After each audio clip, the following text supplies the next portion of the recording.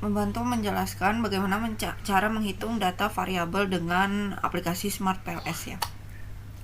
Yang pertama, langsung saja kita akan menghitung validitas convergen ya. Di sini datanya sudah ada data mentahnya. Kemudian kita save as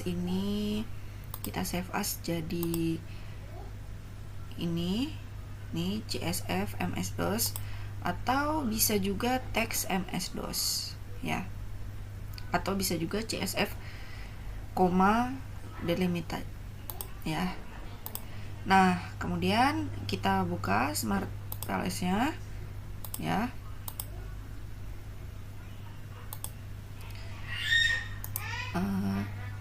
Kita masukkan data yang tadi ya. Kita masukkan data yang tadi.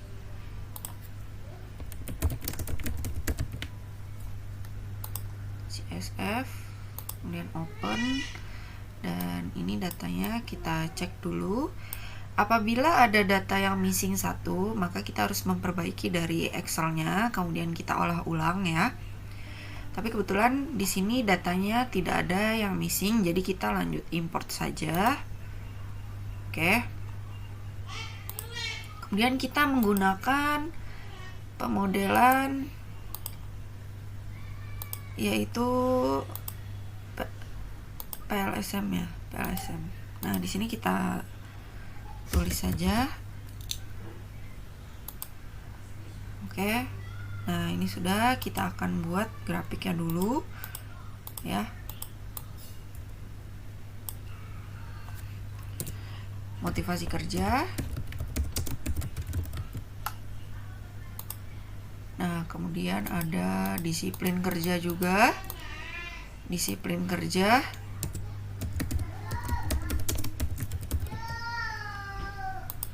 Oke, kemudian ada lingkungan kerja.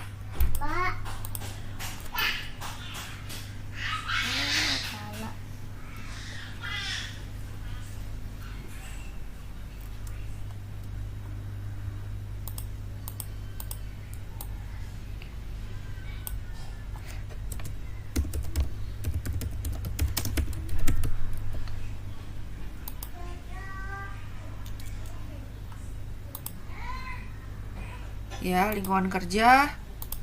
Nah, yang terakhir ada variabel Y-nya yaitu kinerja pegawainya ya. Kita taruh di sini, kinerja pegawai. Kinerja pegawai. Oke. Kemudian kita konekkan dulu. Kita pindah dulu ininya supaya tidak mengganggu ya. Nah, kita konekkan dulu antar variabel.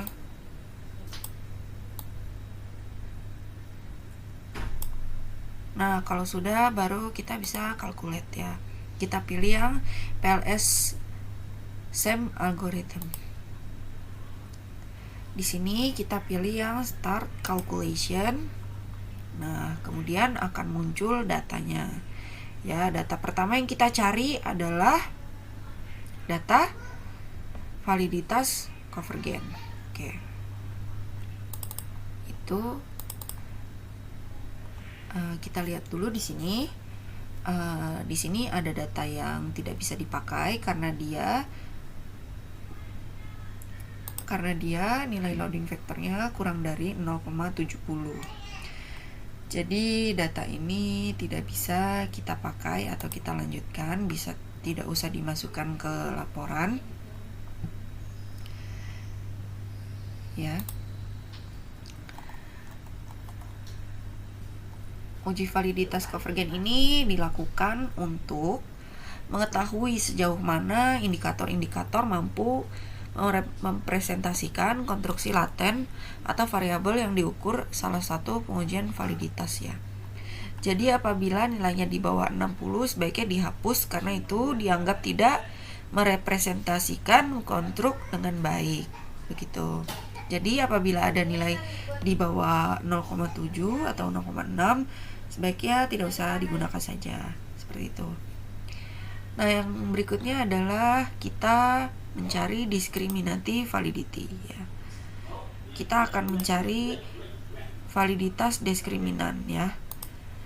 Adanya di sini ya, diskriminan validity, dan adanya di cross loading ya.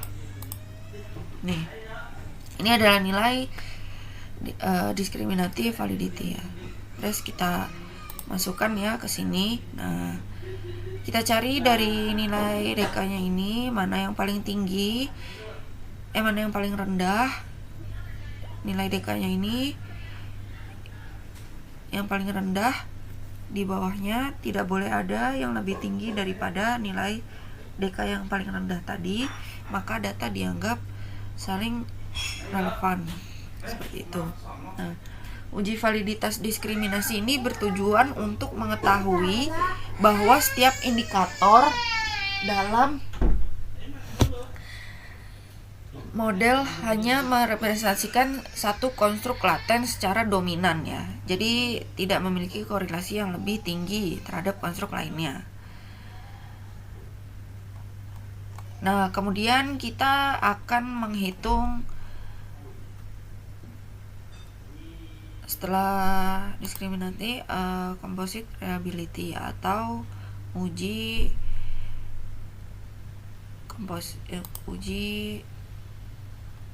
kita akan cari di sini.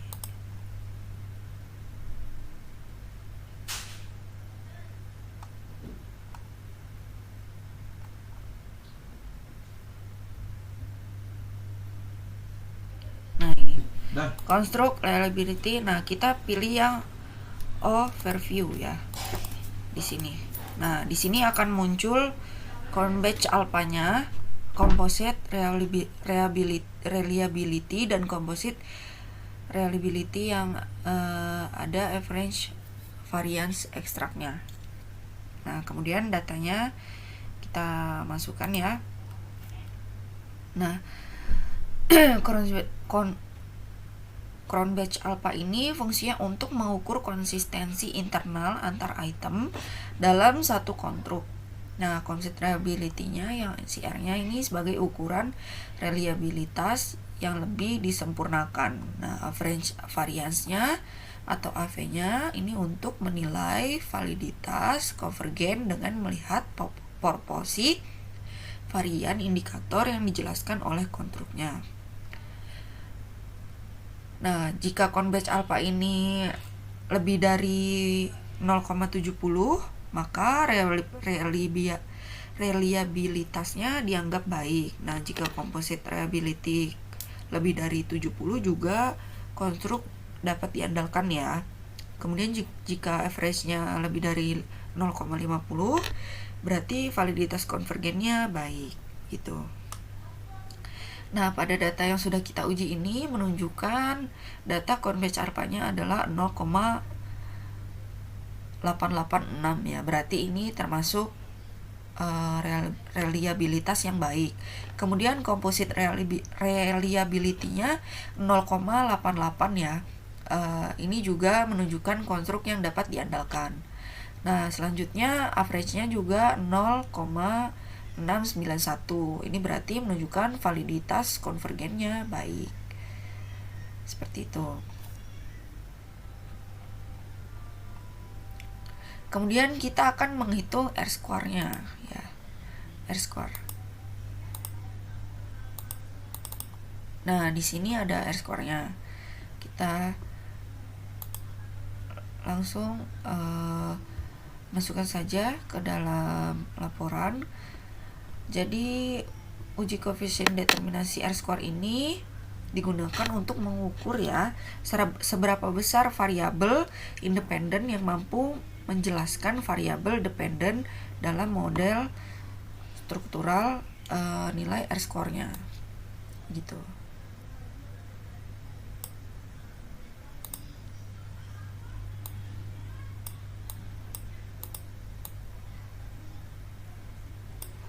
Ya.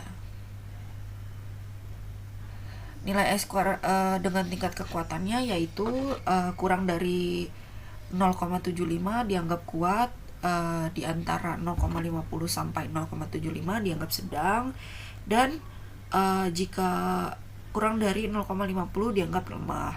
Ya, selain itu nilai S-square ini digunakan untuk menyesuaikan nilai S-square terhadap jumlah prediktor dalam model agar hasilnya lebih akurat ya. Seperti itu. Memasuki pengujian selanjutnya yaitu adalah F-square matrix.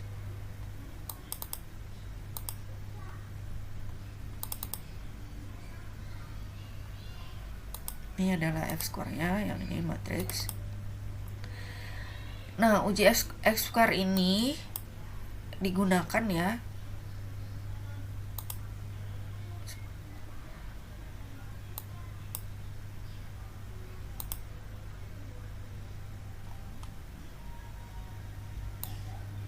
uji F-square ini digunakan untuk mengetahui besarnya kontribusi atau efek masing-masing variabel independen terhadap variabel dependen dalam model struktural.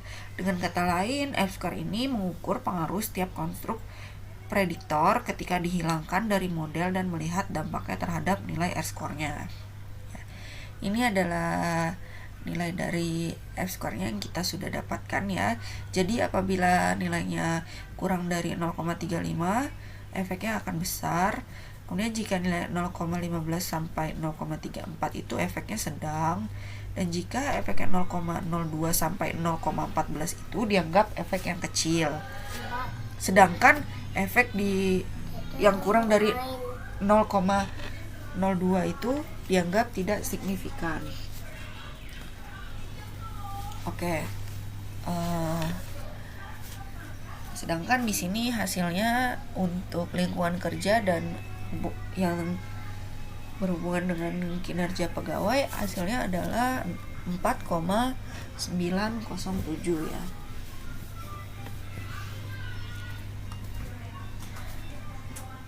Nah, kemudian kita akan menghitung uji hipotesis. Uji hipotesisnya ya. Dengan cara pertama kita akan keluar dulu, kemudian ke calculate ini. Nah, di sini kita buka yang bootstrappingnya. Kita buka bootstrapping ya. Kita klik, jumlah datanya ada 97. Nah, kita start calculate.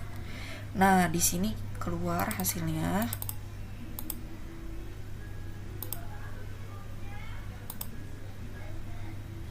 Ini adalah hasil perhitungan pengujian hipotesisnya ya.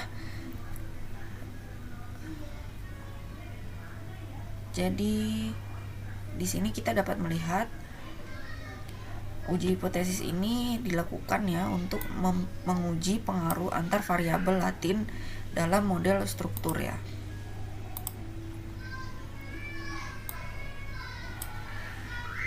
Kita dapat melihat tes statiknya, yang ini lebih besar dari 1,96 dan p-value-nya kurang dari 0,05.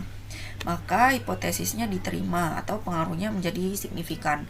Nah, jika sebaliknya, seumpamanya tes statistiknya kurang dari 1,96 dan p-value-nya lebih dari 0,05, maka hipotesisnya ditolak atau pengaruhnya menjadi tidak signifikan.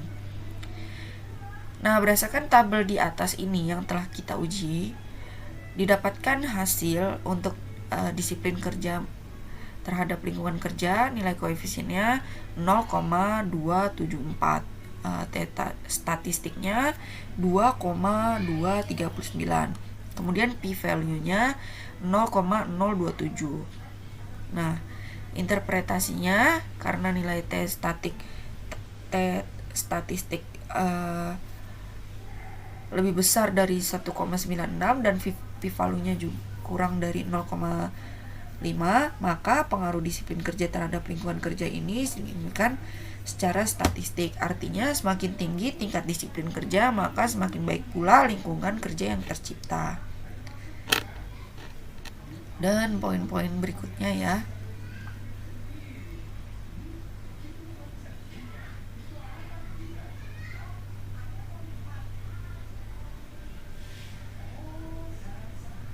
Nah, kesimpulan pengujian hipotesisnya adalah seluruh jalur pengaruh dalam model menunjukkan hubungan yang signifikan secara statistik dengan arah pengaruh positif. Dengan demikian dapat disimpulkan bahwa disiplin kerja dan motivasi kerja ini berpengaruh signifikan terhadap lingkungan kerja dan lingkungan kerjanya mempengaruhi kinerja pegawainya. Hasil ini mendukung hipotesis yang telah dirumuskan dalam penelitian dan memperkuat bahwa lingkungan kerja berperan sebagai mediator penting antar variabel personal atau motivasi dan disiplin dengan kinerja pegawai. Kemudian di sini ada data grafiknya yang dapat kita lihat bersama-sama ya, data grafik yang kita dapatkan dari sini tadi.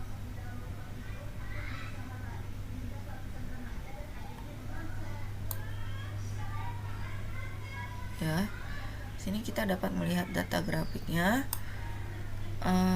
Pada model ini menunjukkan bahwa motivasi kerja ini memiliki pengaruh yang lebih besar dibandingkan disiplin kerja terhadap kinerja pegawainya. Kemudian lingkungan kerja juga berperan sangat penting dalam meningkatkan kinerja pegawai.